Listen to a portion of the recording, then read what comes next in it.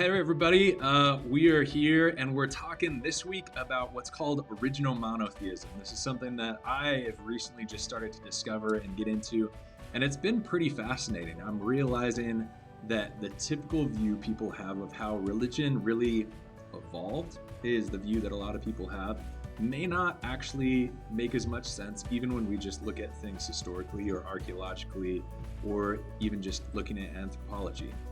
And so I wanted to bring in one of my good friends. Her name is Jill Graham, and her husband were a big part of starting our Ratio Christi chapter at Colorado State. And so it was a big thing to have them need to go away for different reasons and miss having them around, but I'm excited to have her on the show this week to share where I know I learned first about original monotheism from her one of the times she spoke at our group. And so I'm really excited to have her come and join us this week. So we're going to jump into it. Hope you guys enjoy it.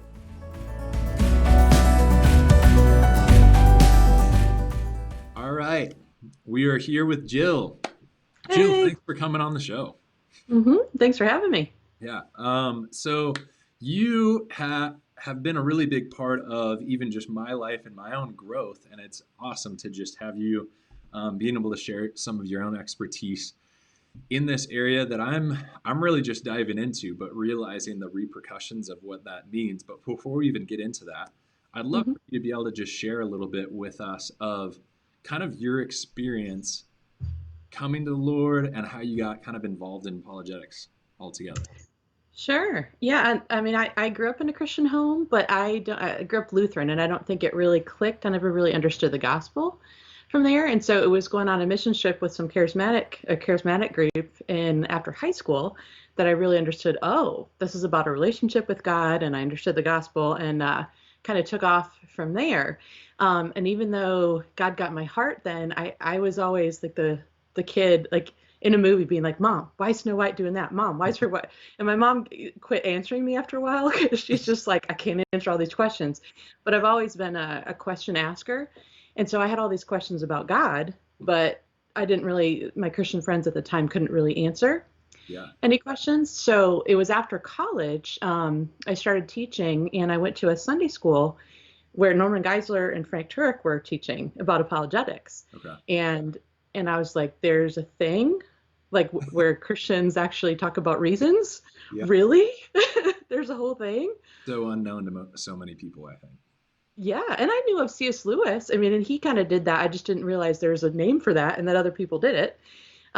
So that was amazing. So I started auditing classes there and later got a degree at Southern Evangelical Seminary, mainly because I wanted to answer my own questions. And then later I'm like, this is great stuff. I want to share this with high schoolers and the kids that I'm teaching. So, so that's kind of how apologetics is really, really kind of solidified my faith and kind of got my worldview kind of straightened out. But also I wanted to share it with high school students, middle school students, college students through Ratio Christi. So, because I knew there's probably other people like me that they want to believe, but they don't know if it's rational to, or maybe people who have been turned off by the church and turned off by really poor answers for them to know, hey, there's some good answers. Mm-hmm. So that's where I come to it. Right. Definitely. Mm-hmm. So I'm just kind of starting along this path, I don't know how we want to call it, of like learning about what original monotheism is. Would you mind just like, because I think especially since I've studied apologetics for a while, I went to SES as well, so we'll just plug SES a little bit more there. Right. That was a great experience, I think, for both of us. Yeah. But I don't think I didn't learn. I know you did actually, but I didn't learn much about original monotheism in my time there, even graduating with an apologetics degree. Really? Wow. But I'd be interested, could you just tell us what really is original monotheism to begin with, and like why is that significant considering maybe some of the other theories and models of how the history of religion and how it got started? Sure. Yeah, we actually had Win Corduan, who I think you're reading one of his books, right? Yep. He's an adjunct professor, and so he came in for just a module. And so, yeah, I'm sorry that he wasn't there when you were there because he was one of my favorite professors. And he has a book. I'll just plug this right here. It's A Tapestry of Faiths by Win Corduan, and it has a whole chapter on original monotheism in that. It's mainly about showing the common threads between the religions, but that's kind of his baby. Is he was really big on original monotheism, and um, he would go to like Hindu temples and just sit and talk to the people and try to learn more about it. He was really interested in Native American tribes, and he found actually a lot of original monotheism there. And so that's where I heard about it. And then I really thought that was awesome. And I dove into it. And then there's a book by Don Richardson called Eternity in Their Hearts, where he shows the missionary examples of original monotheism. And basically what it is, it's this idea is that kind of the traditional idea, because you want me to do that, right? The traditional view of religion. Great. So the traditional view of religion is what's called the evolutionary model. And if you want to put a slide up, Noah. Yeah. That's slide 11. Yep. So basically what your typical thing is, if you go take a religion class at a secular university, is they'll tell you that originally we started out with the idea of just kind of magic and animistic beliefs and polytheism, and then later it grew into monotheism, the belief in one God. Okay. And if you look at the slide there, it starts with like, yeah, magic, mana, animism, that kind of thing, polytheism, and then henotheism, which is kind of interesting, where you're moving towards that idea of one God. So you have like Zeus is the head of the Greek pantheon, but then you have other little gods underneath them. And then you get into monotheism. So mono being one, theism being God.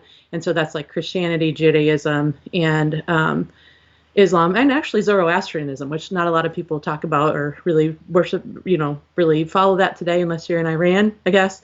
Right. Probably the really tiny sect in Iran. But those are the monotheistic religions. So this is what is taught and was even taught back in the late 1800s. But if you go into the next slide, what Cordovan basically says, and I'm not gonna read it to you, but he's basically saying this model has never been found anywhere in the world. Like, it's one of those things kind of like Darwin, where he's like, well, I observe these things, and he builds this whole theory that turns out later to not have a lot of evidence underneath it, at least not a lot of fossil evidence. Well, it's the same thing with this, where it's like, okay, this kind of fits because it was kind of trendy to think in evolutionary terms at the time. Okay, well, religion is just man-made, so it must have just evolved into what we have today. And it started from less complex to more complex, so we end up with monotheism. But it's just not true. And so and this is the next slide 13, there's an anthropologist named William Schmidt, and he's like in the late 1800s. He's born right around the time of the Civil War, and so he's around all the time of Darwin and, all this thought. He was actually a Catholic priest, I think, and he started to question that typical view. And in fact, he found that by interviewing actual anthropologists who were starting to go out at this time, that field was developing, and actual missionaries, they were coming back bringing all this evidence that was actually showing the opposite. So what they were showing is that this idea of monotheism and belief in one God was the original belief. And then later on, as it was forgotten, it kind of deteriorated into these other beliefs. And sometimes it would go a little back and forth. Sometimes they would be drawn back to monotheism, then they go back to polytheism, kind of like the Israelites in the Old Testament. They start monotheistic, they get pulled into these other polytheistic things, and then they get pulled back to monotheism. Right. So that's actually what he said is actually observable, and that's what in Eternity in Their Hearts, Don Richardson gives actual examples of that, and Cordovan gives some too, especially with Native American tribes. He was really fascinated by that. But so that's the idea, is that monotheism was actually the original belief of every culture and every religion. And we go back far enough, that's what you find, not all these other things like polytheism and ancestor worship and all this. Right. Yeah. Yeah. I mean, that's so interesting, because I know that's what we're told. Like, I was in grade school or high school.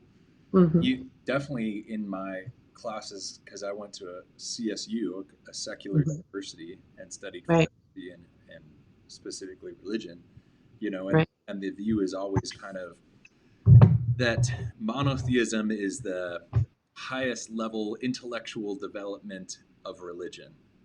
Right. And then with that is almost this view even that, well, then the next step is to actually just we've gone from believing in all of these gods and all of these spirits to believing in just one God and maybe even just one spirit. And now the Hmm. next step is going to be just getting rid of that altogether. And it's just going to be science trumping all of it, Right. is what we're typically told. And the history doesn't really back that up of that, Mm-mm. how religions developed. Right. Kind of mind blowing. And what's interesting is even now that we've had that kind of modern experiment for a while where we just throw God out, people are craving some kind of spirituality. But unfortunately, they're not going back to monotheism. They're going back to these so-called primitive things. So they're going back to Wicca and New Age and Buddhism. And I'm from Boulder. So, that Buddhism is all over there. So they want some spirituality. It's interesting. We thought we were going to get rid of God. We're so civilized. Right. But the human spirit craves that. Right. Yeah, that's a really good point I haven't even thought of. And you might want to move your computer down a little bit. I can see it in the Oh, again. Okay, sorry. no worries. Um, but you could probably just perfect. Is Yeah. that good? Okay. Or maybe a little bit. I can still see it bouncing just a little Let's see bit. it. Um, just slide the. There you My go. button. Is that good? Um, yeah, like because so many people that I talk with on campus, Hmm. it is like it's the whole I'm spiritual but not religious. Right. It's less of like, and it's viewed as somehow being more intellectual, Hmm. to just get rid of the organized part of religion, Hmm. which is often associated with more of the monotheistic religions of like Right. Islam, Judaism, and Christianity.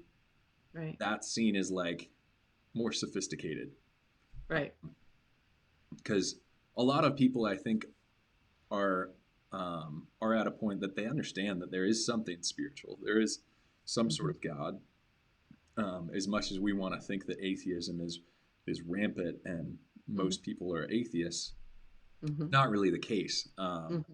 But a lot of those people that still want to kind of be seen as intellectuals and sophisticated, Hmm. they're moving towards more of these, like the mana tradition or the Really? Wow. polytheistic type tradition, where it's spirits.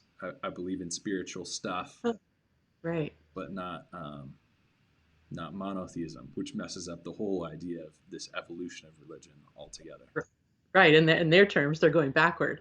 Although Lewis said, the whole thing with having some quasi spirituality that you're not really accountable to, Mm-hmm. that's that's kind of the draw because in a monotheism you have a creator who created you and has some claim on your life and a right to tell you what you can do and what you can't do, and even what you need to do to be saved, whereas these other things like Buddhism or whatever, it's more just kind of like this amorphous spirituality and there's no real demand on your life. Right. So that's why it can be more of a draw because you can kind of do what you want but still seem spiritual and still kind of uh, I don't know, kind of satisfy that appetite a little bit.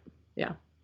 Yeah, no, I think that's totally true. I think there's a lot of times that people, their reason that they want to reject, especially a monotheistic or organized religion, Hmm. I realize that that would mean I have to like do what I'm told. People Hmm. like authority over them. Right. And if God is real, then like then Right. it has that sort of authority, Right. and you need to submit to that in some Right. form or another. So yeah, Right. I totally agree with you. Do you know? So like we have original monotheism. There's this evolutionary model. Has there ever been anything else proposed, as far as you know?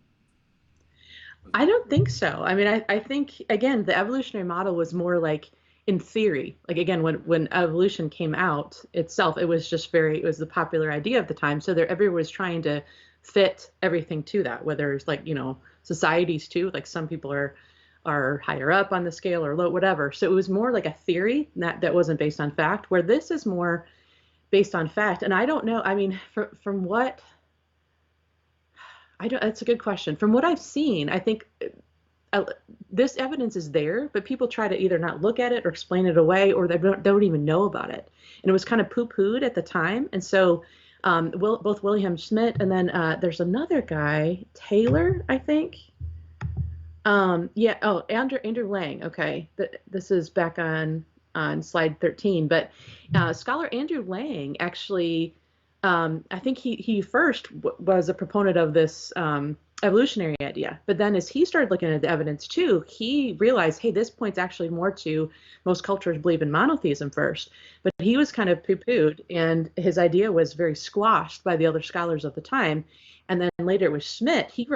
This guy was meticulous. He wrote like 12 volumes that were huge of all this evidence from all around the world of this. But again, kind of like happens today, even if you're speaking what's true, if it's contrary to the whatever the popular paradigm is, people kind of poo-poo it, they push it to the side, they say, oh, that doesn't have support or whatever, even when it does. Right. So I don't think that there really are I don't know if there's anything else that I know of, but I think, as happens a lot, as truth might be there, but it gets squashed and pushed to the side. Right. Yeah, and it's interesting to me that like it seems people want to throw evolution at everything. Like Hmm. if evolution applies to us, which we're not going to get into a whole discussion about whether evolution's true or not, because we don't want to focus on that today. But like, if evolution is true, then all of a sudden people want to say that it applies to like everything else. Like Hmm. evolution is true for us biologically, then it must be true of how religion came about. Right. Is a huge jump to really make. Uh, Right. Yet that seems to be the accepted view when it comes to religion, despite there not really being that strong of evidence for it. Uh, Right. so I was interested, like, especially because I remember when you've given this talk in the past, what are Hmm. some of the things that you found that are some of like the more convincing evidences that you found for original monotheism? Yeah, well, I think, and again, I go back to eternity in their hearts every time my faith is weak. I'm like, I read stories from here. I'm like, okay, I'm good, like, Yeah. because it really helps. And one thing to just kind of connect the dots there is, and then I'll get to answering your question, is what Schmidt found is that um, the cultures that still preserve original monotheism tend to be your most primitive cultures. And so your cultures that are hunter gatherer or that are nomadic cattle herders kind of thing, Yeah. they tend to be more traditional and conservative in their whole society. And then the people that get into agriculture and stuff later on and build cities, that's a higher, that's more developed society. And what you find is if you look at those most primitive cultures, is those are the ones, even today, like your Aborigines, that's where you find the original monotheism. So that's, I think, a Uh, convincing thing where you can look not only just stories from the past, but even today, go look at the Aborigines. They're these hunter-gatherer kind of societies. They're the most primitive societies we can look at today. And they believe not in many gods, but in one. right. Same thing with the Native Americans, the ones that were, I think they were in California, that were more traditional and they kind of followed the herds. Those are the ones that have the original monotheism in there, where the later, more developed tribes kind of moved away from that and they started adding in all these other spirits and they kind of worshiped them. So that's one thing is you can look at that today and still see that going on. And this is slide 14 and 15. So so about the primordial, primary, and then the secondary and tertiary. Okay, and and this is a quote from Cordovan. He says, as subsequent cultures became more advanced in terms of their overall civilization, development of agriculture implements, etc., the presence of ritual, magic, and spirit-oriented practices increases concomitantly. Therefore, the level of religion that was held by many to be the most foundational turns out to be a development away from the original monotheism. And you see this even with the Jews. Okay, in the time of the patriarchs, Abraham is living in a very polytheistic culture, but he believes in one God. And it wasn't just him, because you have Job and you have these other people like the priest of Salem, all these people believing in one God. But then they get pulled toward these polytheistic things, and then God has to call them back over and over. So you see that in history. But I'll jump to. And that's even an interesting thing to me because I've had discussions with people. I don't know if you've run into this, trying to Mhm. argue that Jews weren't originally monotheistic. Have you ever run into this? No. Um, so, but when they argue for that, they'll even look at the scriptures and they'll look at like when Gideon Hmm. started to worship multiple gods after everything went down with him Hmm. to say Hmm. like, see, the Jews actually were polytheistic. But Hmm. to me, that's like it's again this cherry picking of scripture that happens so often is you're ignoring Like when you look at Judges and you take Gideon in the one passage at the end of even his whole story, and he Hmm. starts worshiping other gods and say, Hmm. see, they're polytheistic. All of Hmm. Judges is about them continually like starting to serve other gods and God coming down and Hmm. saying, they don't, you serve me only, and these other gods aren't even gods. So that it's just Right. ignoring the complete narrative of it, and it's cherry picking versions Right. in order to try to make that case. And it's almost comical to me when people start doing that. Where Yeah.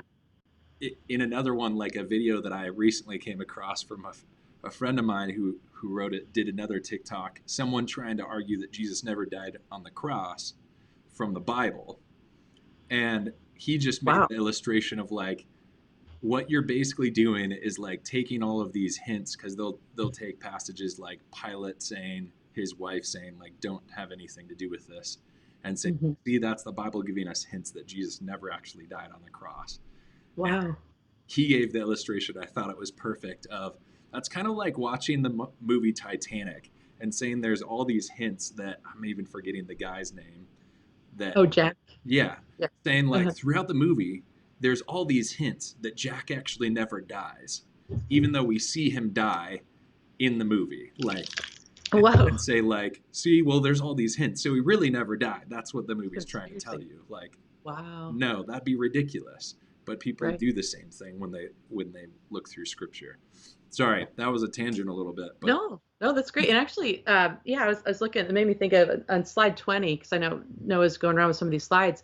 Actually, talk about the Jewish people are one of the biggest examples of those who preserved original monotheism. And there's some really amazing examples too. I'm going to share a little later, but they're the big one and the most famous one, and for a reason, because I think as C.S. Lewis said, God was trying to take one people who, Abraham was following him, and said, I'm going to beat into these people's heads the truth about me so they can share it with the world, right? So it was a big thing that they not degenerate. And but if you trace it back to its earliest origins, okay, Abraham was about 2100 BC, so 2000 years BC. Okay, so that's predates Hinduism, Buddhism. I mean, all the other big religions. It mm, predates everything. right, Okay, and you'll find later. There's a slide I found when I was reading these last night that the even in China, their idea of Shangti or Lord of Heaven, this kind of sky god, monotheistic god, predates Confucianism, Buddhism, all of that by 1,000 years, and actually traces back to about the time of the patriarchs, this belief in one God. So if you look back at that patriarchal time, you see all over the world that they were really more monotheistic. And then as cultures went on, and the Jewish people, they lived in Egypt for a while where they had lots of gods. Then they went to Canaan, like get these Canaanites out of there so they don't get you off track, but they don't listen, and they do. That's when they get into polytheism. Okay. So if you look at even in scriptures, the earliest, religions we have record of are monotheistic. mm, Um, so anyway, so yeah, I've never heard of that. That people say, because Jews like the Lord our God, the Lord is one, Shema, the Shema. I mean, that's kind of their big thing. right, And you're right, that's the whole narrative of the whole Bible is like, guys, like I'm the one who delivered you from Egypt. I'm the one who made the world. Um, and I think it's important though to point out too, just to expand on the idea of monotheism a little bit. It's not just kind of this God up there, but it's actually a pretty specific set that mm-hmm, you see all over the world. So it's that God is superior. He doesn't have a body. I think this is slide 17. He's everlasting. It's pretty amazing. So he has no beginning and end. He's all knowing. He's all good. He's all powerful. Um, and then, oops, there's the other one?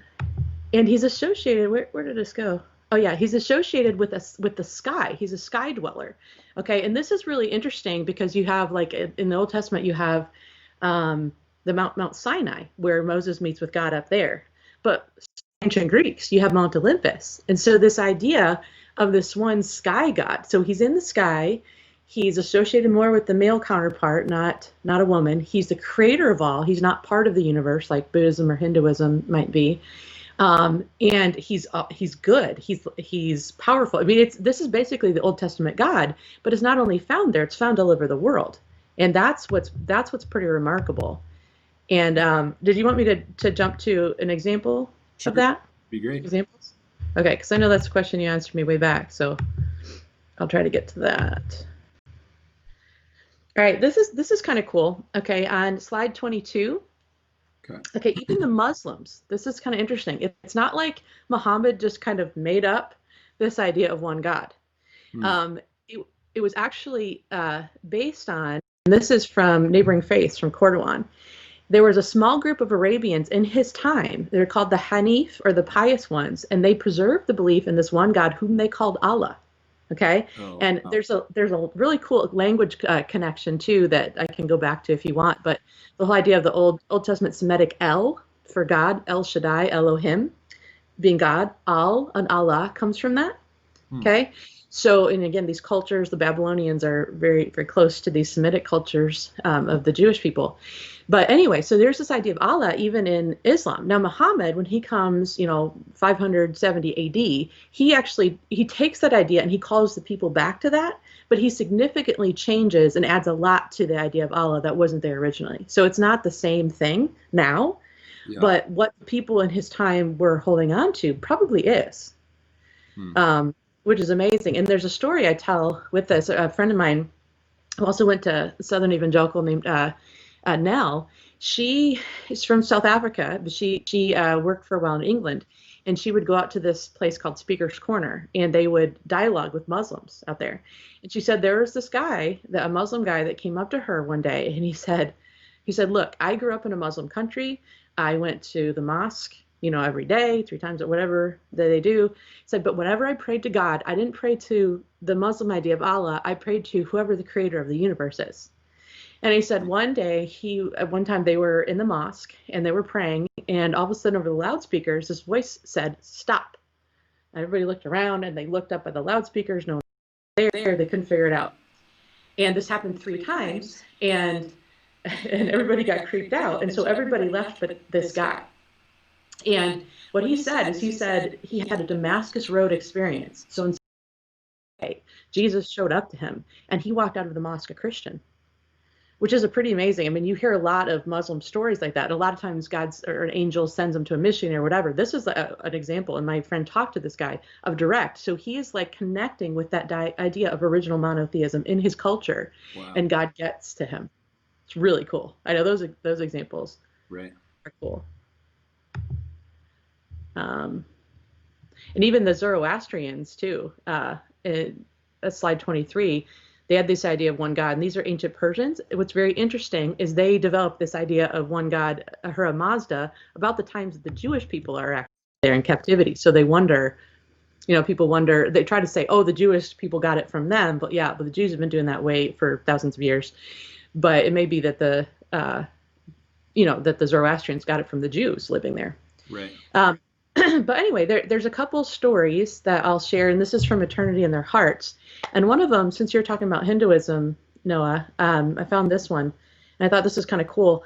This is slide 24, and it's talking about the Santal of India. Okay, and when you think India, we think Hinduism, and later Buddhism developing out of that. But what's interesting is these people, the Santal people, are 2.5 million people living in a region north of Calcutta, India. And these Norwegian missionaries learned their story in 1867. The late 1800s were a big explosion of missions around the world. And again, this is when a lot of the data is being brought back.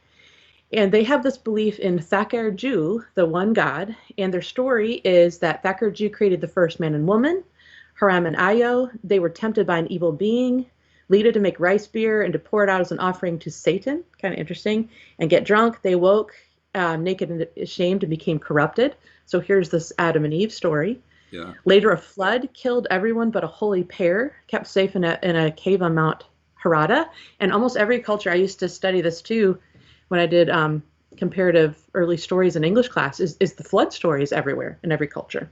Right. So again, it leads credence. If you have every culture repeating, there's one creator God, there's an Adam and Eve, there's a flood story, probably something to that. Right.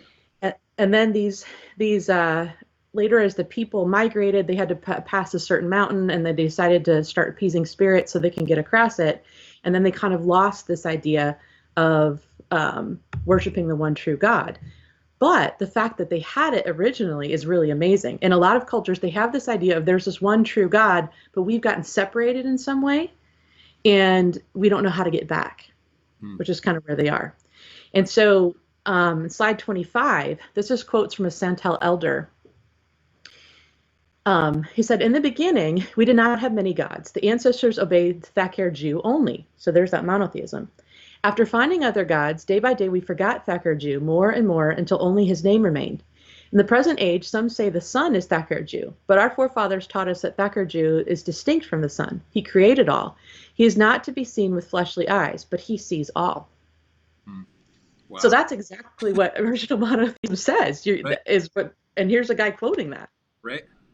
Yeah, that's exactly what we believe, that he's not part of creation, he's separate from it, and he can't be seen. Like, that's perfect.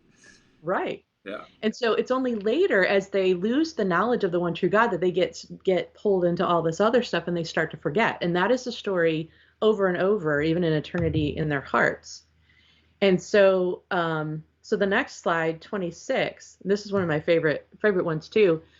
This is the Ethiopian people in Africa. People are like, what about people in Africa? Does God care about people in Africa? Yes. He cares about people everywhere, right? So these are the Gadeo people. There are several million people living in south-central Ethiopia. They believed in Magano, the good creator of all that was. But few pray to Magano. They're preoccupied with appeasing an evil being named Shaitan. So it's amazing how even some of the evil character gets very similar. Right. And then it says, we sacrifice to Shaitan not because we love him, but because we don't enjoy close enough ties with Magano to allow us to be done with Shaitan. Okay? So again, in the late 1800s, it's a missionary story here, and there's this tribesman, Rasawanga, and he starts praying to Magano. He's like, Magano, I don't even know much about who you are, but I want to know about who you are, if you're the one creator. So he starts giving these vivid visions of there's these light-skinned foreigners come, and they build these weird houses with shiny roofs, which they had never seen before. And basically the vision says, listen to these men. They will tell you about Magano. So it's like 7 or 8 years later, I think, these two Canadian missionaries come, and they had tried to get into all of these tribes around in Ethiopia, and they were blocked for one reason or another. So they end up in Warasawanga's village, and they come in, and Warasawanga sees them, and he takes a pole from his house, and he puts it with them, which is saying, my household is going to follow you guys. And so they said, hey, we're ready. Tell us about Magano. And these missionaries are like, what? Usually it's hard. This is like, God just had him on a platter, like, here.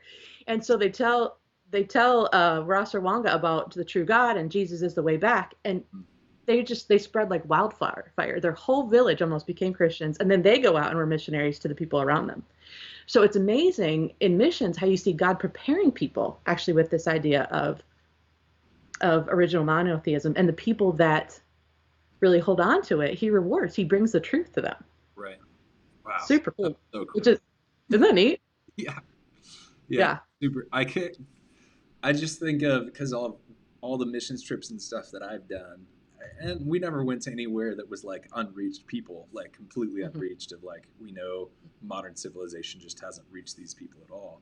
But how mind-blowing would have that to be, to like show up and just have people be like, yeah, we're ready to hear what you have to say. Like, right. Clearly, like, you're doing all these prayers of like, God, prepare their hearts that they would hear what we have to share. Right. But to have that that bluntly answered would just be like mind.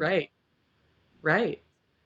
So it's not like, and again, that kind of use this a lot when I do, what about those who haven't heard? That question, does God just, what about those people around the world who haven't had and God has given himself witness everywhere, and original monotheism is one of those things. And it's been a very, very powerful missionary tool. Even with, I went on a mission trip to Korea, and what I thought was really cool, and this is on slide 27, is, the Koreans came from China. They were like 5 families migrated from China, so they're going to be very similar in beliefs. And the ancient Chinese had this belief in Shang-Chi, the Lord of Heaven, and the Koreans called him Hananim. And what was amazing to me is that this belief in this monotheistic God predates Confucianism, Buddhism, and Taoism by at least 1,000 years. So this is 2600 BC. So this is what I mean. You're getting to like the time of the patriarchs. Yeah. right? Yep. But what happened is during the Zhao dynasty in 1066, they Shang-Ti is considered so holy that only the emperor can worship him once a year. So the belief in the worship of Shang-Ti was separated from the common people. And it was only when there was this spiritual vacuum that people then, accepted in other religions. I mean, Confucianism, not quite a religion, but, a kind of a way of life, wise sayings. But also then they were set up for Buddhism later. But those things are secondary. And so what missionaries found is when they went in to China first, and they learned about Shang-Ti, to connect that with the Old Testament God was huge, because then it's not like, here's this foreign white people's God we're forcing on you. We're fulfilling what God has already given you in your own culture to know about the one true God, and we're telling you how to get back to him. And same thing in Korea. Korea's only had the gospel for about 100 years. And when missionaries first came, they used Shang-Ti. They were trying to use the Chinese form, and they hated that. They're like, don't tell us this Chinese God. So, Right. so the missionaries had to figure out, okay, what's the name of the original monotheist God in their culture? And that was Hananim. And then they're like, oh, yeah, okay, good. And so they became Christians like gangbusters, and they're like 25% evangelized, which is huge in just 100 Wow. years because of this idea. And when I was over there, I was amazed by their dedication. Like, these moms would get up at 4 a.m. and pray for like hours for their family and study the Bible before they got up. And they would go up on these, they called them prayer mountains. They would go up there. There'd be Buddhist temples in the mountains, but also these Christian churches, and people would go up and they'd pray out loud and they wail, and they would go there for like a whole day and just pray. Yep. I mean, these people are like, they love God. It's just Yeah. neat. Yeah. So many of those Asian countries. I had a Asian roommate when I was at Bible school, and then who's from South Korea, and then another he was actually a pastor. His story was crazy. He was a pastor in London while he was going to the Bible school with me in England, and he was from South Korea and used to play poker for the Korean mafia. Oh my gosh. Yep. So that was Wow. like his story. God brought him out of that. And Wow. yeah, he was a prayer warrior. I remember many nights he'd be in the common room below my dorm room praying. But when he prayed, he didn't just pray. He like shouted his prayers. Yeah. And he'd shout it all in Korean. We wouldn't understand a word of it until we'd hear like Noah, where he's like saying our name because he's praying for Wow. us. And we'd fall Wow. asleep to that. And it was just like, Wow. wow, this is awesome. Like, Yeah. a really cool experience for sure. That's dedication. Yeah. Yep. And hours. Yeah. He'd be praying for hours. So yeah. Yeah. Yep. Cool. So other any other stories you wanted to throw in there of other things that you've found as you've done this? I know one thing I wanted to even ask you about. Have you Mhm.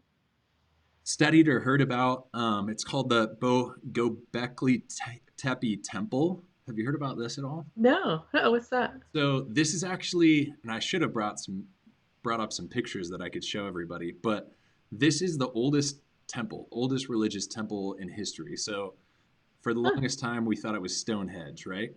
Um, Uh-huh. this is 6,000 years older than Stonehenge. And Wow. yeah, so way older. It's in Turkey. And what's Huh. interesting about it is as they've studied it, it's huge. So they've still got a huge amount that they're uncovering of this. And Mhm. so it's got a lot of big obelisks and even some similar like structures to Stonehenge in some ways, but more of just because it's circles and it's big stones. Mhm. But then the architecture within it or the drawings within it and sketchings are Mhm. all very much like hunter and gatherer type Huh. artistry.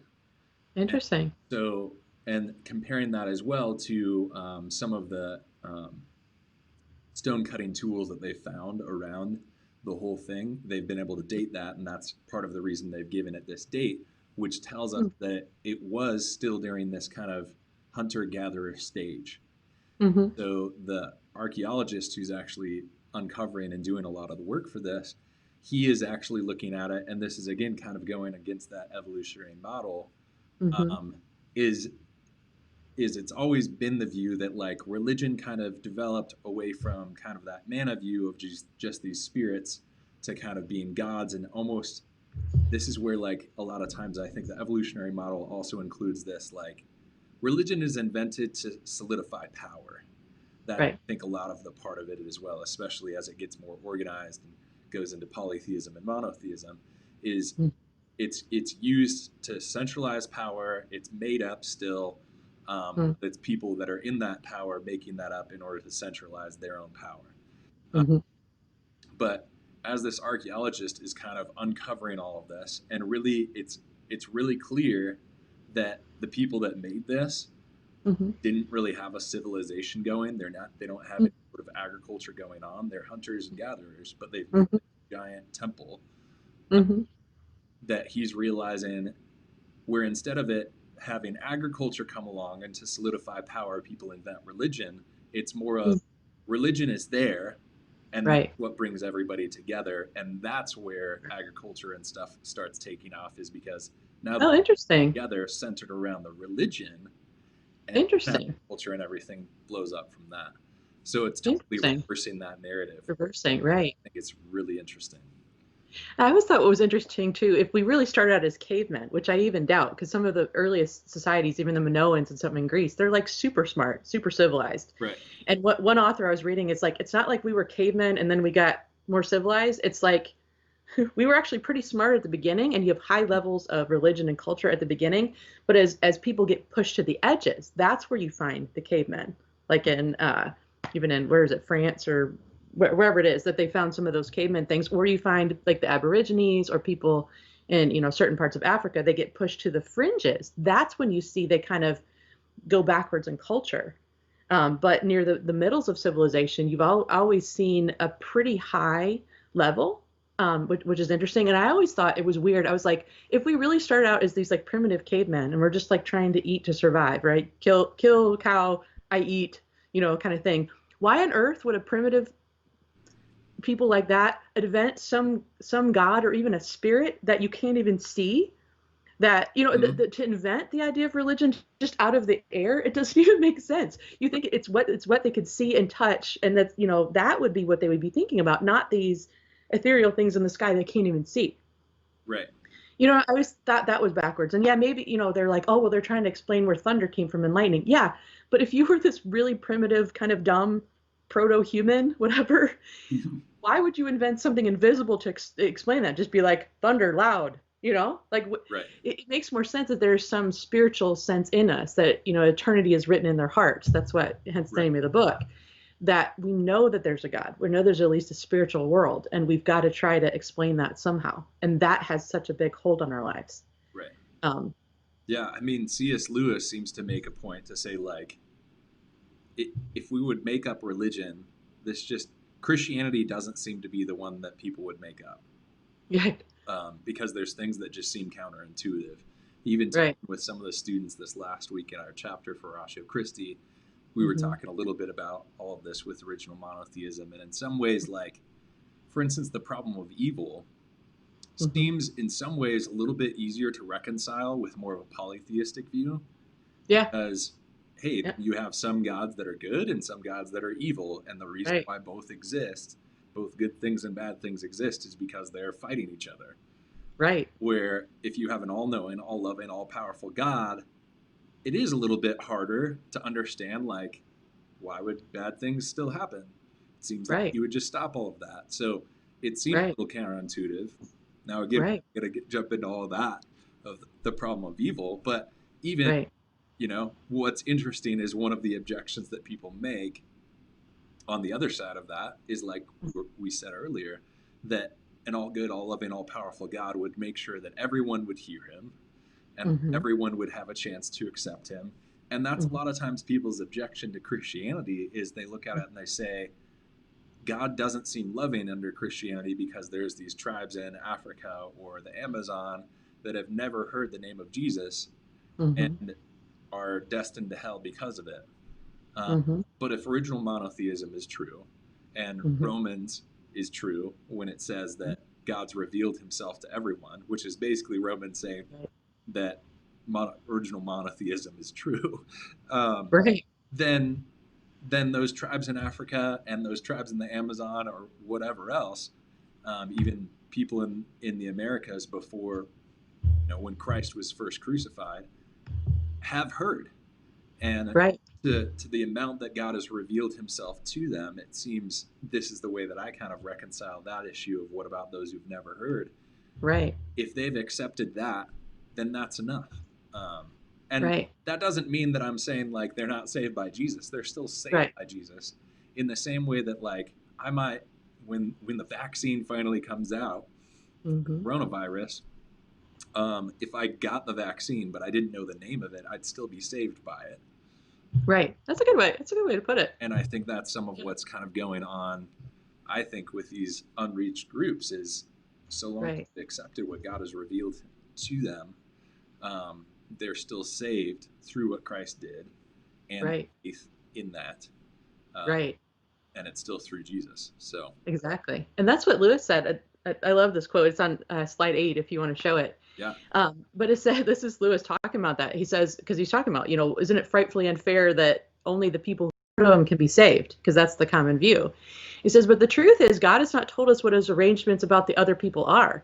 We do know that no man can be saved except through Christ. We do not know that only those who know him can be saved through him. So just kind of like the Old Testament people didn't know about Jesus either, but they were looking to God in faith based on what they knew. So perhaps, and this is a view, it's called an optimistic kind of inclusivism, I guess, or optimistic exclusivism. Anyway, we don't have to get in all that, but kind of this view that God is fair and he loves everybody. And he's not just going to like be like, oops, you grew up in Africa or some tribe in China and you never heard, too bad. Like God loves the world, right? So it makes sense that he's going to give everyone some kind of chance. right. And one of my favorite verses I was reading one day, and this just hit me, and I never heard this preached in church, but this is now my new favorite verse. This is on slide 7. And this is Acts 17, 26 through, it must be 28 or something. I think I have a typo on there. This is when Paul is talking in the Areopagus to people who are pagans, and trying to share the gospel with these pagan Greeks, right? Yeah. And so he says, from one man, God, made every nation of men that they should inhabit the whole earth. And he determined the time set for them and the exact places where they should live. God did this so that men would seek him and perhaps reach out for him and find him, though he is not far from each one of us. So it's like God even places them where and when they live so that men would seek him and perhaps find him because he's not far from any of us. Right. And that I think is I think original monotheism is perhaps one of those avenues, and definitely missionaries too. God uses both, but just actually, I'll end with maybe or my last example. I'm going to jump to slide 30 because this kind of illustrates what we're talking about. Okay. And this is one of my favorites too. These are the Karen of Burma. So Burma is kind of between India and China, kind of Asia area, and they have a Karen people there that believe in Yahweh, which is amazing, a lot like Yahweh, the supreme God. That's crazy. And they I know, isn't that amazing? And they hold on to this even though, there were all this pressure from Buddhism and Islam to convert. They won't do it. Okay, and it's their folk religion that they've had for thousands of years, and they're getting it. And I know I have this little flippy book in there. It was fun. Do that little thing. But anyway, I get excited about PowerPoints. But anyway, their tradition says that they had lost Yahweh's book and that someday a light-skinned foreigner would return the book to them. And again, this is an eternity in their hearts. And he's like, don't freak out. It's saying light-skinned. He's not saying like God likes white people better. It just happened to be at this time, it's late 1800s again. It was Europe that was the missionary force. Now it's probably, they're coming as missionaries to us. Right. I met a guy from Africa coming as a missionary here. It's like awesome. We need... So anyway, at this time, that was their kind of like they have this continuous link with God. They're elders, like they would hear from God, and they preserved their beliefs in Him. So they'd say Yahweh is eternal, His life is long. 1 aeon He dies not, 2 aeons He dies not. Aeon follows aeon anyway. They're basically saying like there's this eternal God figure who created the world.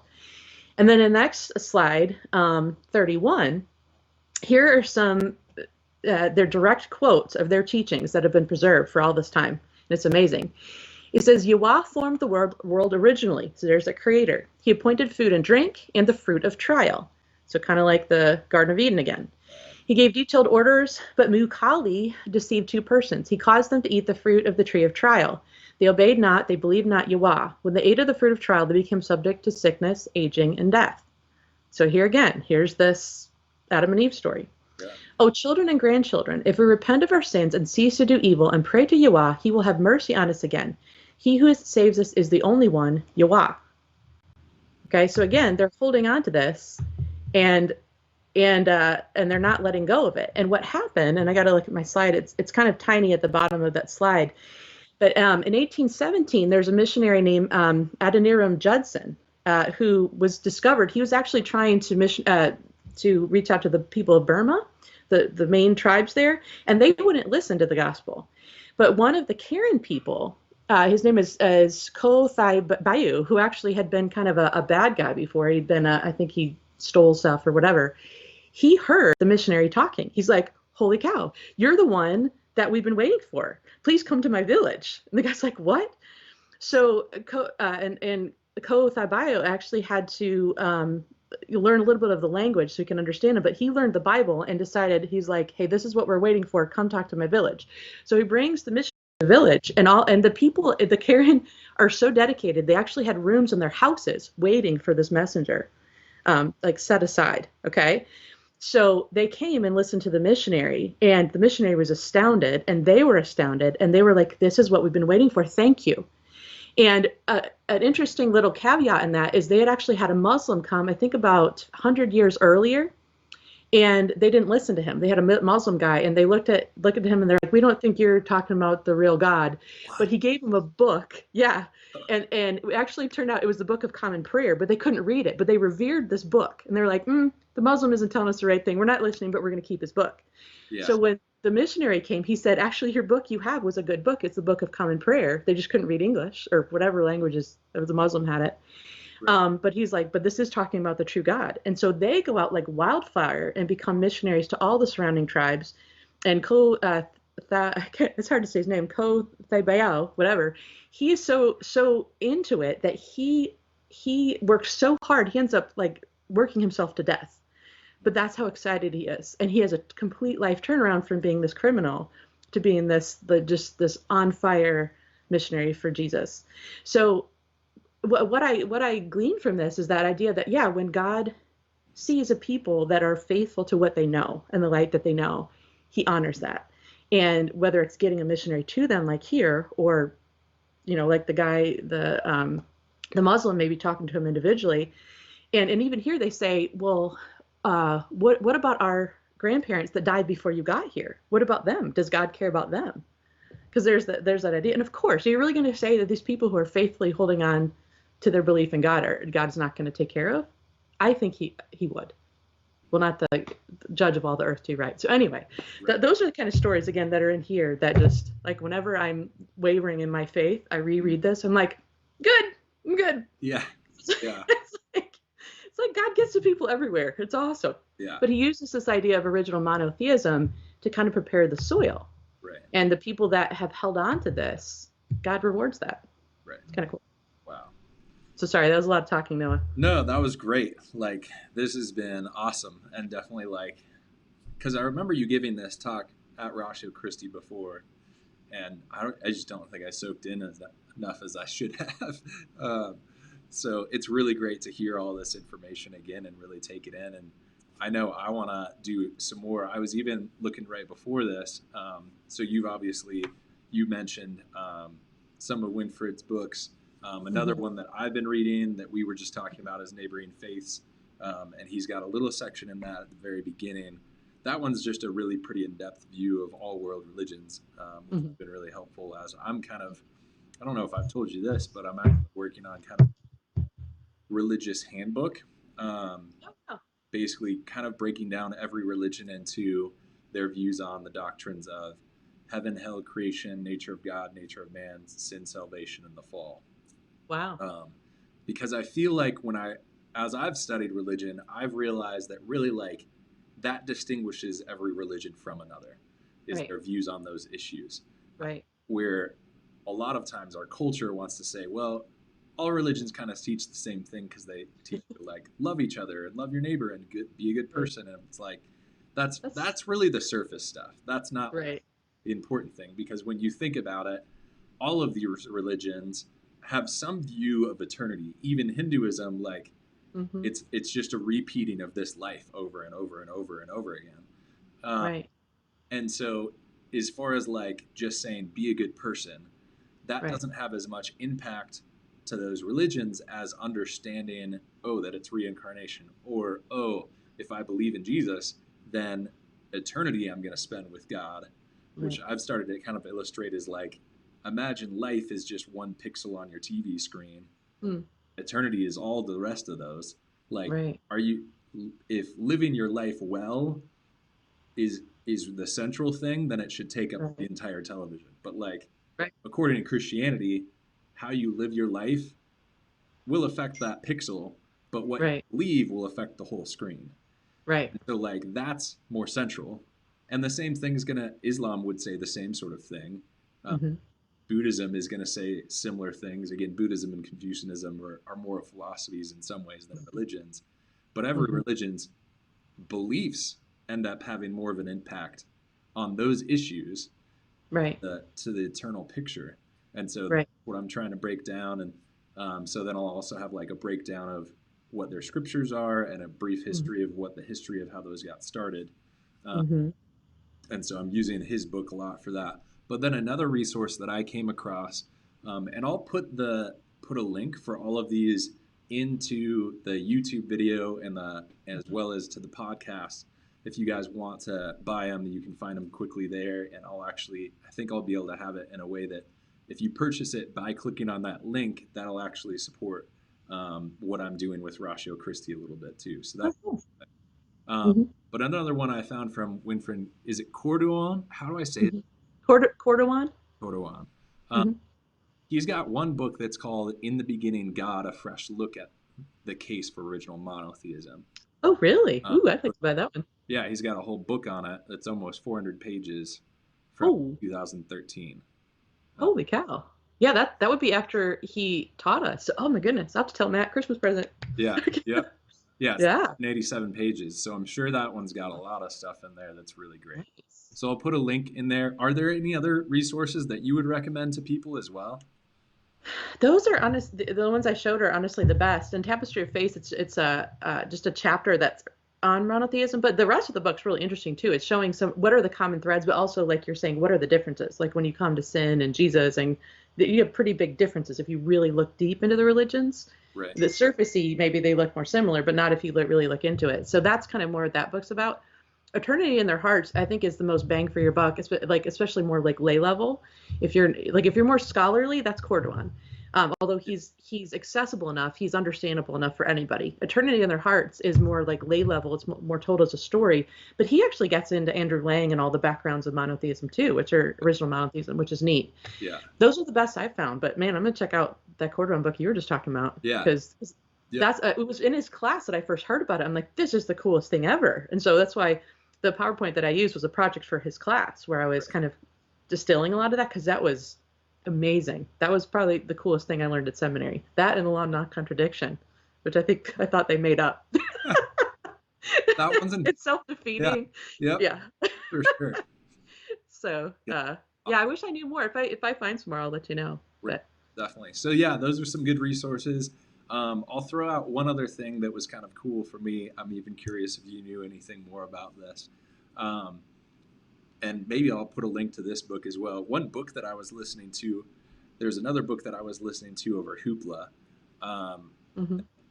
does a lot of description of world religions, but it was mind blowing to me to find out I think I'm always taught that Hinduism is the oldest religion, at least Mm-hmm. the oldest like extent religion, meaning that like is still around. Mm-hmm. And part of that goes in them saying that the texts themselves are older than any other text. Do you know how old our oldest manuscript of any like Hindu text is? Like the oldest copy we have? I think I saw it in your email, but I Yeah. forgot. So this What is is it? mind blowing to me because I'm like, if it's all based on, I even want to research now to understand why it is that Hinduism is dated older than Judaism. Mm-hmm. That's because the oldest copy we have, which we have copies like translations of the Torah Mm-hmm. that are 200 BC, Mm-hmm. yet the oldest copy we have of any Hindu text is from 850 AD. Oh my gosh, but they still say But it's they still say it's the oldest religion. wow. And I'm just like, I don't even understand. And I'm sure it has Right. something to do with the writing style, and maybe that they can date it of like, okay, well, this must be copying the style from more of that time period or whatnot. But to me, it was just very interesting to be like, Huh. all right, why are we concluding this? But and maybe, but that it could have evolutionary assumptions built in. Oh well, we assume this is polytheism. When if you look at the actual manuscripts we have, like yeah, the Bible claims to be a whole lot older than that, right? Right, And even that's what's interesting. Even the belief in Shang-Ti is 2600 BC, right, right? So that monotheism way predates even Job, which is supposed to be the oldest, chronologically in the Bible of actual history, right, other than the creation story. right. That's like patriarchs. That's 2000 BC. And you have the Hindus, yeah. And if the Santal thing is right, the Santal teachings is this original monotheism in Hinduism that probably predates all the other Hindu beliefs. Because I thought the Vedas, it was when the Indo-Europeans invaded that part of India that's when the Vedas were written, I thought. And that's not that far back. I don't have it off the top of my head, but like Yeah, that's not as far back as the Old Testament or even these are other original monotheistic things. So yeah, that'd be interesting to look into right. Yeah, I why they say wish I that. remember, but you can look up really quickly. You can do a little Google search. What's the oldest Hindu text that we have? And when Huh. you do that, oldest manuscript, it's 850 BC Huh. or AD. AD, not even BC. Yeah. Yeah. So it's So like far. even just the history altogether, like that's well after the defeat of like the Roman Empire. Right. So like to what we have as Roman as just modern history, not modern history, but like ancient history. Even Hmm. ancient history views, that's not that old. Yet we're then saying Right. the oldest religion, and that's Well, it even seems like the Old Testament, like the Babylonian gods and stuff would predate that. You know what I mean? Like the Babylonian, that whatever, all those Canaanite gods and goddesses. I mean, that was polytheism way before right, India was any kind of organized right. And what I think place. even that's not even like scriptures; it's like Hindu hymns. So it's not even like the Bhagavad Gita or anything like that. It's not one of the central Right. texts of Hinduism even. Right. And Huh. that's the oldest thing that we have. So Yeah, that it was, seems like there's some assumptions yeah, going into oh, that, yeah, to claim that. there definitely is. So Yeah. well, Interesting. awesome, Jill. This was awesome. I really enjoyed learning all of this. Hopefully, this is something that the rest of you guys really enjoyed. Everything that she had to share, and maybe we'll give you guys some more interest in looking into this stuff more. Um, I even saw there's a whole hour video from Inspiring Philosophy, which usually has some great content talking about original monotheism. So that might be another cool resource to check out if you guys want to look into this a little bit more. Um, so thanks everyone for listening. Thank you, Jill, for being a part of this, and we will catch you again next time. Thanks.